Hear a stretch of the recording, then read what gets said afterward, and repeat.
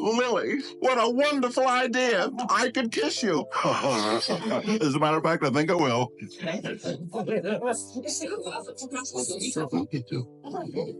Yvonne De Carlo, the unforgettable Lily Munster, was a true icon of classic TV, but behind the camera stood a woman burdened by deep struggles, having an unfortunate husband, and coping with the challenge of raising her two children. As fame faded, so did her fortune, leading to a quiet and tragic death. Her abandoned house holds secret, and her final days reveal a legacy only few witnessed. Join us as we explore the life of Yvonne De Carlo and the net worth she left behind. The story of Yvonne De Carlo's house. Yvonne De Carlo was born as Margaret Yvonne Middleton in Vancouver, British Columbia in 1922. Her early life was not easy. She lived with her mother, Marie, and they had very little money. They moved often, staying in small apartments across the city. Some of these places didn't even have proper furniture or a working stove. Sometimes, when things got too hard, they would return to her grandparents' house at 1720 Comox Street in Vancouver's West End. That house was large and white, with a peaceful feeling inside. It had a strong family presence. Her grandparents even held church gatherings in the parlor, and the home had a warm and simple charm that stayed with Yvonne for the rest of her life. As she grew older and started acting, Yvonne's life changed completely. She worked hard, and eventually, she became a star in Hollywood. By 1950, she was successful enough to buy a beautiful ranch-style house in Studio City, Los Angeles. This was her dream home. It had 11 rooms and sat on 5.5 acres of hilly land. The home was surrounded by tall trees and quiet paths, giving her a private world of her own.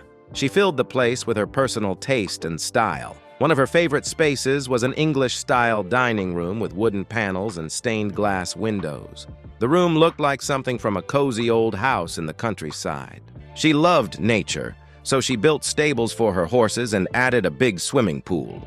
She often spent her time outdoors, walking through her land or relaxing near the water. That house was more than just a place to live.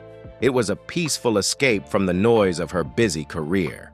She lived there for 25 years, raising her children and enjoying the quiet parts of life in between movie sets. In 1975, she moved out of that home and later found a new place in 1981. This time, she chose a ranch in the Santa Ynez Valley near Solvang, California. The area was quiet, green, and far from the busy city. It was a perfect place for someone who had spent so much of her life in the spotlight. The ranch gave her space to breathe, and she settled into a slower and more private life. She eventually moved to the motion picture and television country house and hospital in Woodland Hills, where she lived during her final years and received care until the end of her life. Her homes told the story of a woman who came from very little, but reached great success. From a modest house in Vancouver to a ranch surrounded by trees in California, each place she lived in reflected a different time in her life. Every home had its own meaning, holding memories of childhood, fame, family, and peace. Her journey through these homes shows not just where she lived, but also how far she came and how deeply she valued the spaces that gave her comfort and happiness.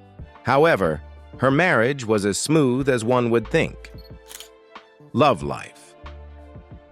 Yvonne De Carlo's life was never short of romance, heartbreak, and complex emotions. Her journey through love was filled with moments of deep affection and unexpected turns. It all began in the early 1940s when she met the man she once called the first real love of her life. At the time, she was signed with Paramount Pictures and just starting to gain attention. It was then that she met director Billy Wilder. He didn't fit her usual idea of the perfect man, but there was something about his charm and sharp mind that completely won her over. He was separated from his wife and living in a rented house when they began their relationship.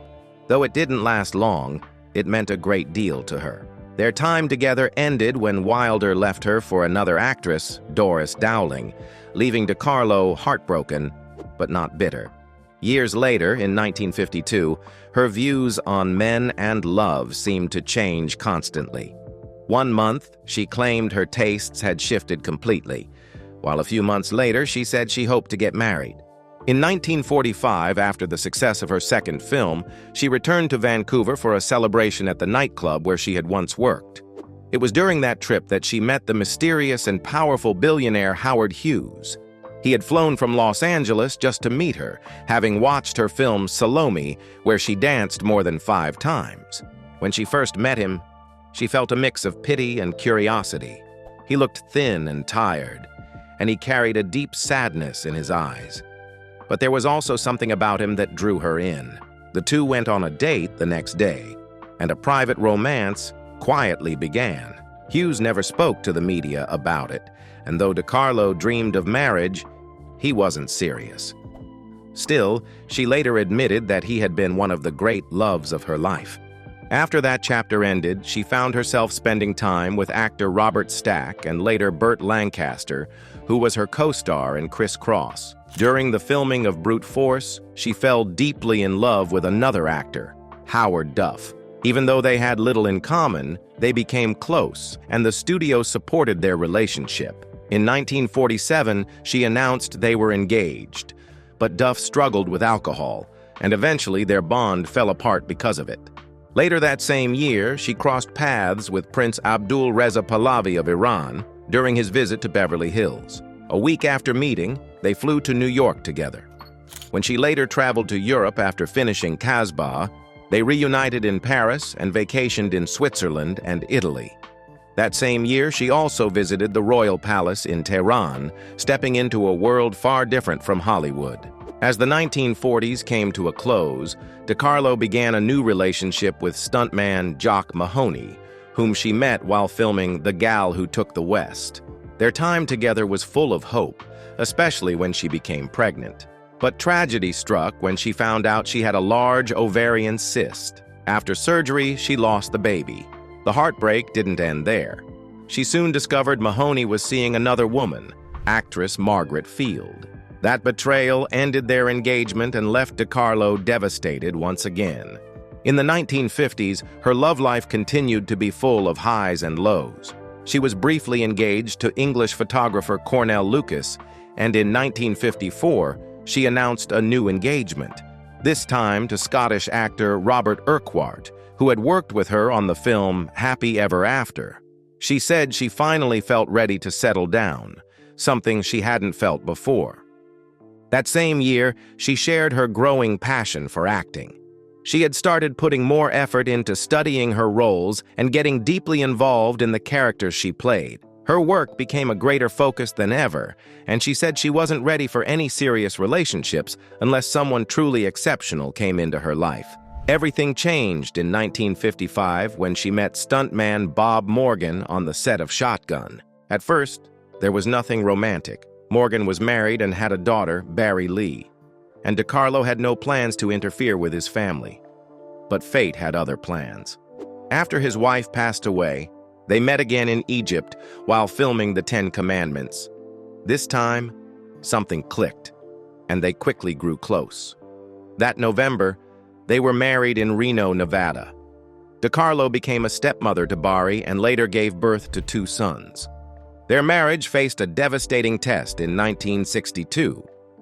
While filming How the West Was Won, Morgan was seriously injured during a dangerous stunt involving a moving train and tons of timber.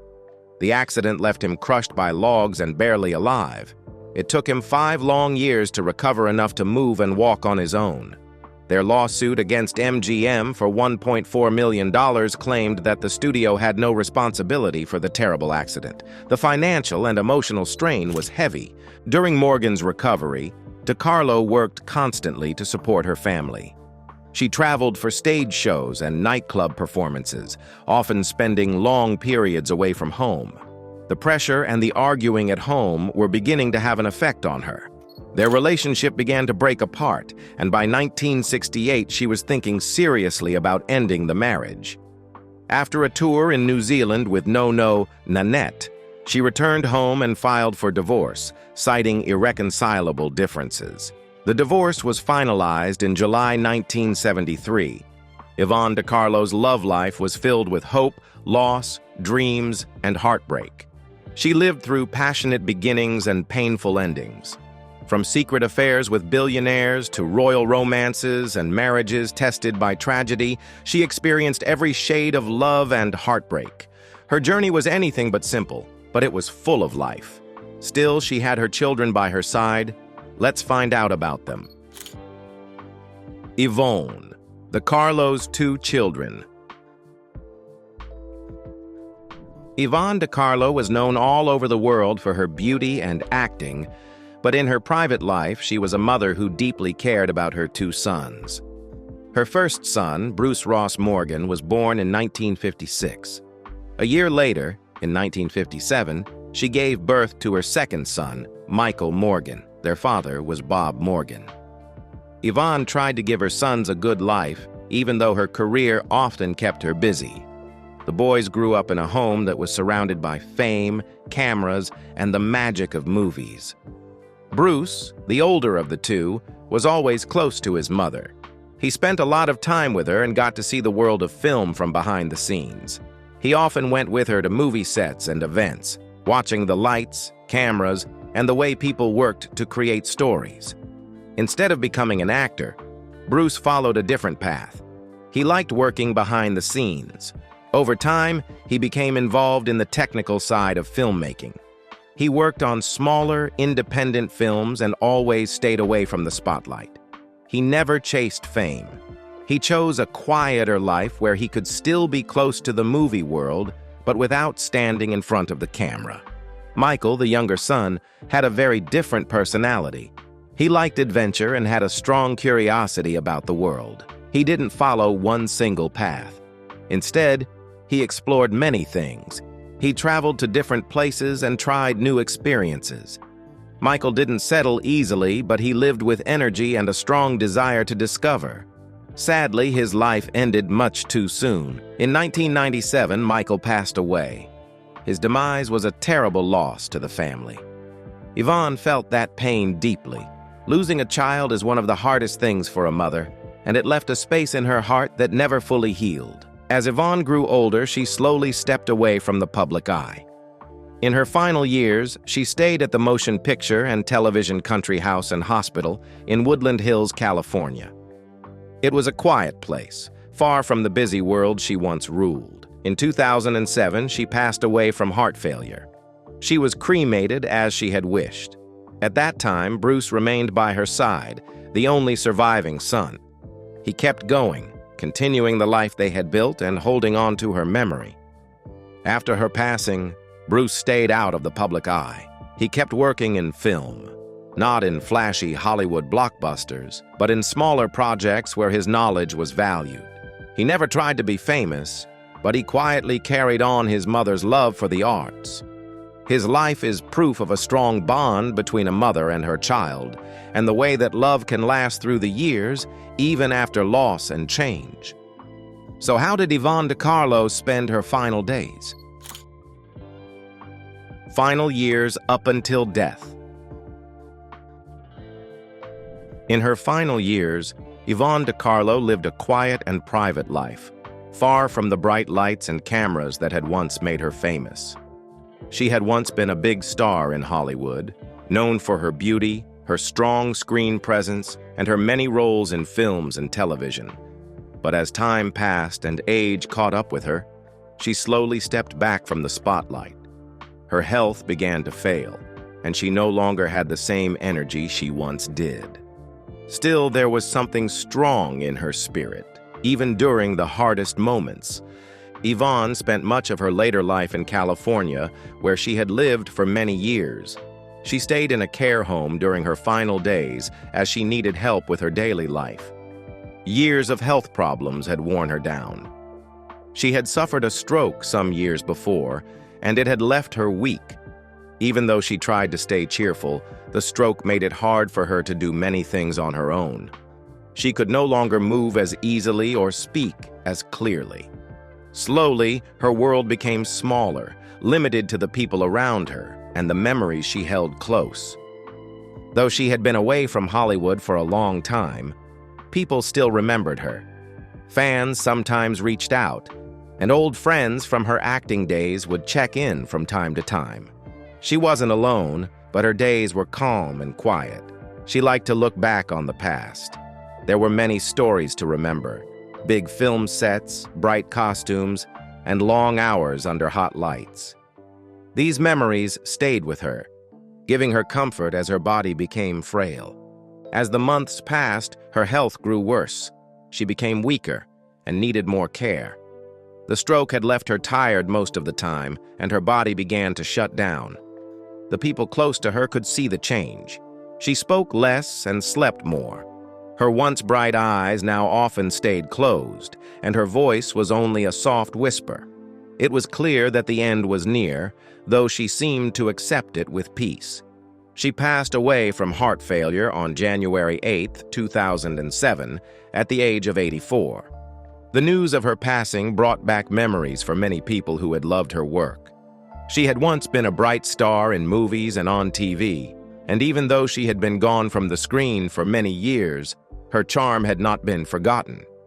Her fans remembered her not only for her famous role in The Munsters, but also for her early work in big Hollywood films. Yvonne De Carlo left the world in a calm and gentle way, far from the fame and noise of her younger years. It was a quiet end to a long and full life, but how much was left after she was gone? Net worth. Yvonne De Carlo had a long and successful career in Hollywood. At the time of her demise in 2007, her net worth was estimated to be around $2 million. It was a modest sum compared to some of her peers, but it still reflected a life filled with steady work, fame, and dedication. Her fortune did not come all at once. She earned it slowly through years of acting in movies, TV shows, and even on the stage. While she once lived a life of glamour and bright lights, she also experienced financial issues. Despite this, she managed to keep working and stayed in the public eye. Even in later years, she still continued to make appearances and stay relevant. She also made smart choices with her money. Though not extremely wealthy, she lived comfortably and made sure to stay grounded. Her income came from various sources, including royalties from The Munsters, as well as payments from her earlier film roles. She also wrote a book about her life, which added to her earnings. By the time she passed away, Yvonne De Carlo had created a legacy that went beyond just money. Her talent, hard work, and strong presence left a lasting impression. Her $2 million net worth was a reflection of a rich career that had touched many lives over the decades. Meanwhile, let's take a look at Yvonne De Carlo's history and how far she came. Born to entertain. Margaret Yvonne Middleton was born on September 1st, 1922, during a fierce thunderstorm that roared over Vancouver. Her birth wasn't easy. Her mother, Marie, had gone into labor the night before and was rushed to St. Paul's Hospital. The doctor didn't make it in time, and 2 nurses delivered the baby while the storm raged outside. It was a dramatic entrance into life, fitting for someone who would one day light up movie screens. Marie was hoping for a daughter. She wanted a girl who could dance, someone who could live the dream she never got to live. They called the baby Peggy, after a silent film star, Baby Peggy. The name seemed to carry a spark of show business right from the start. Her mother, Marie De Carlo, had her own dreams of dancing when she was young. She had grown up in France, born to a Sicilian father and a Scottish mother. She was a rebellious teenager who had worked as a milliner's apprentice before falling in love with a man named William Shelto Middleton. He was a New Zealander with English roots, a salesman with striking pale blue eyes and straight black hair. They married in Alberta, but the romance quickly faded. After only a few months together in Alberta, the couple returned to Vancouver. They moved in with Marie's parents, but things didn't improve. The marriage was rocky, filled with trouble. Peggy barely remembered her father. She could only recall 2 brief moments, one when she climbed onto his knee and another when she crawled toward his feet. When she was just 3 years old, William disappeared from their lives.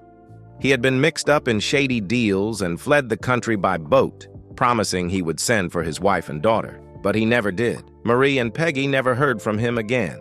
Some people said he had remarried, acted in silent films, or died at sea. No one knew for sure.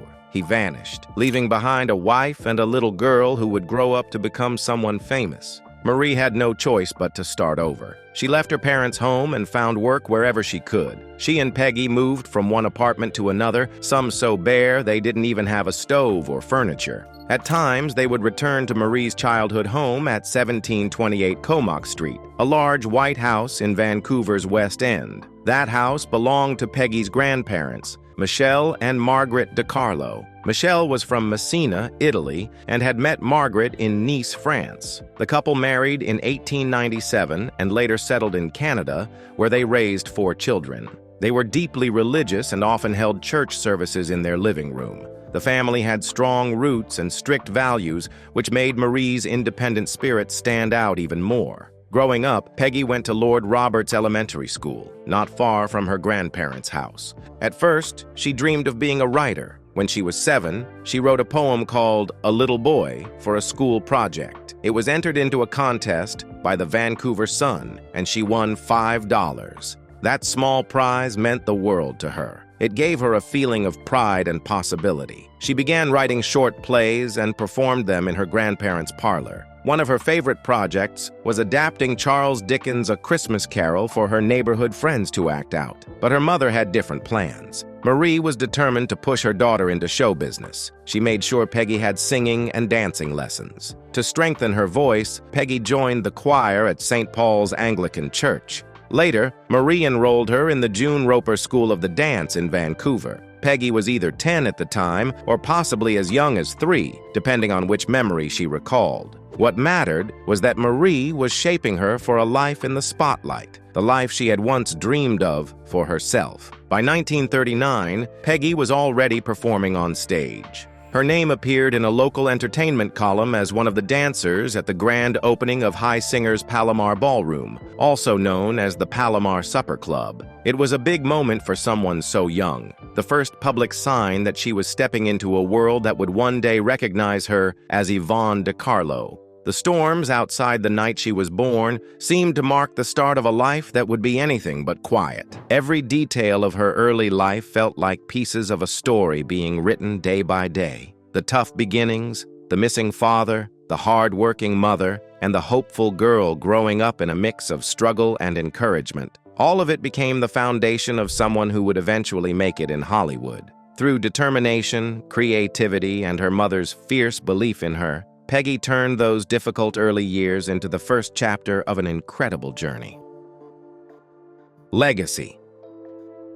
Yvonne De Carlo lived a life full of color, change, and determination. Her dream of performing stayed with her as she grew up, and she worked hard to make it come true. Life wasn't easy, but she kept going. She moved to the United States with her mother and slowly started to find her place in Hollywood. At first, things didn't move fast. She took small jobs, worked as a dancer, and even sang in nightclubs. She tried anything that would keep her close to the stage and the screen. These early days shaped her, and they made her stronger. Her beauty helped her stand out, but it was her effort and passion that kept her moving forward. She auditioned for many roles, often getting parts that were small or uncredited. Still, she accepted them, knowing they would help her learn and grow. Slowly, her name began to appear in more places. People started to notice her. Her hard work was beginning to pay off. She didn't just rely on her looks. She practiced her lines, studied the craft, and made sure she brought something real to every role.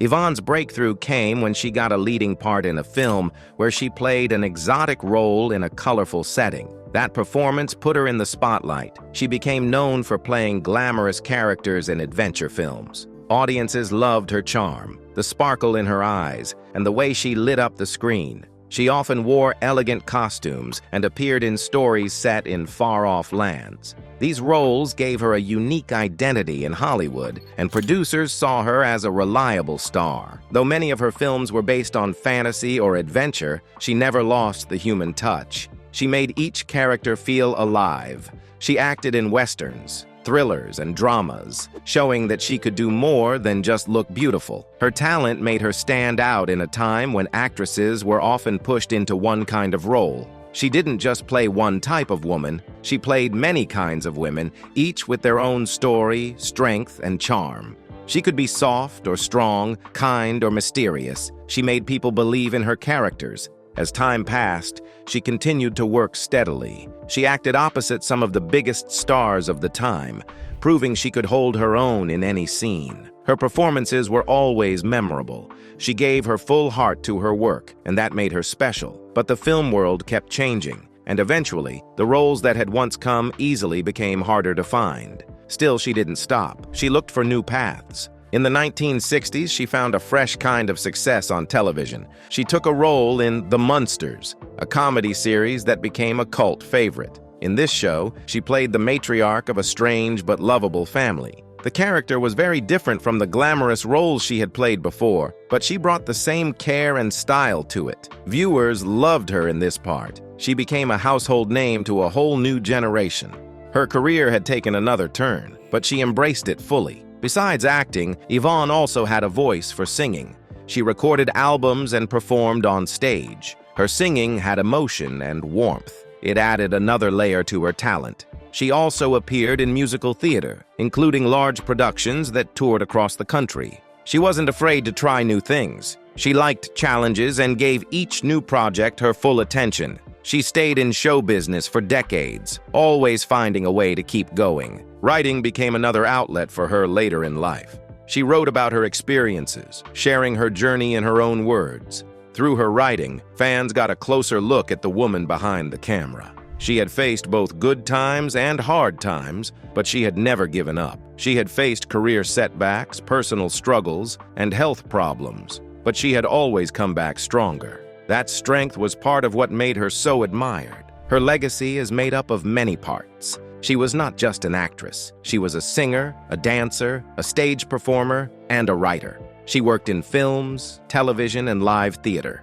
She adjusted as the years went by, always finding new ways to shine. Her long career was a mix of excitement, struggle, and triumph. She didn't have just one moment of success. She had many, spread across different areas of entertainment. She left behind a body of work that people still enjoy, and her image continues to live on in popular culture. Yvonne De Carlo's story is about lasting effort and change. She moved from one phase of her career to another with grace. Even when things were uncertain, she kept going. She showed that talent and determination could carry someone through many ups and downs. Her face, voice, and spirit became part of many people's lives, and her presence remained strong in the memories of film and television history. She proved that a performer could grow, transform, and keep shining, no matter how the world changed around them. If you enjoyed this video, like and subscribe, and also click the next video shown on your screen.